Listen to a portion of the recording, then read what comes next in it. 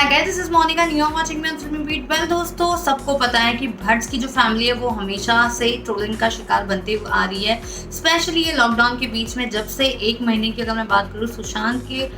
Death के बाद से, तो महेश भट्ट हो, आलिया भट्ट हो, पूजा भट्ट हो, उनकी मम्मी हो सोनी राजदान, या उनकी बहन शाहीन भट्ट, जी हाँ, वेल पूरी फैमिली बॉलीवुड या आप कह सकते हो कि एंटरटेनमेंट से रिलेटेड है। लेकिन शाहीन भट्ट जो एक राइटर है, जी हाँ, उन्होंने एक्टिंग नहीं चूज़ की बल्कि उन्होंने राइटिंग चूज़ की। उन्होंने अपनी पहली बुक लिखी थी जिसमें उन्होंने बताया है कि वो एक बार डिप्रेशन की शिकार भी हुई थी, एंड उसके बाद डेफिनेटली उन्होंने नेपोटिज्म और बहुत सारे पोस्ट के ऊपर उन्होंने जिक्र भी किया है। उनकी पहली बुक उन्होंने डेब्यू की जिसमें डेफिनेटली ओपनिंग के लिए पूरी भट्ट फैमिली आई थी। जी हाँ, तो शाहीन का डेफिनेटली इंटरेस्ट नहीं था एक्टिंग में, इसीलिए उन्होंने राइटिंग में इंटरेस्ट लिया, एंड जिसको पूरी फैमिली ने सपोर्ट किया था। लेकिन इस वक्त जब भट्ट है टारगेट लिस्ट पर, जी हाँ, भले महेश भट्ट हो या पूजा भट्ट हो या आलिया भट्ट हो, एंड कभी सोनी राजदान को भी काफ़ी सारे थ्रेट्स आते हैं, एंड फाइनली शाहीन भट्ट जो इस एंटरटेनमेंट इंडस्ट्री की नहीं है, जो एक राइटिंग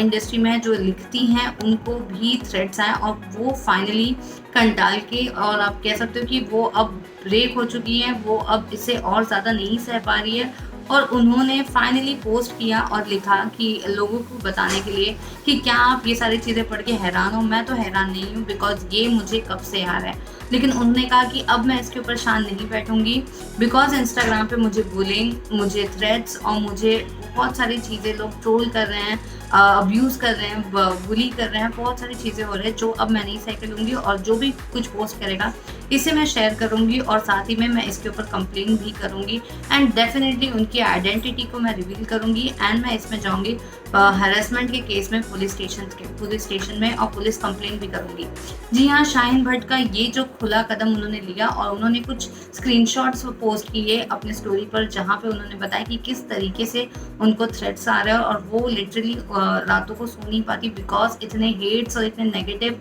और इतने अब्यूजिव डीएम्स की वजह से। तो गाइज, आप लोग मुझे बताओ कि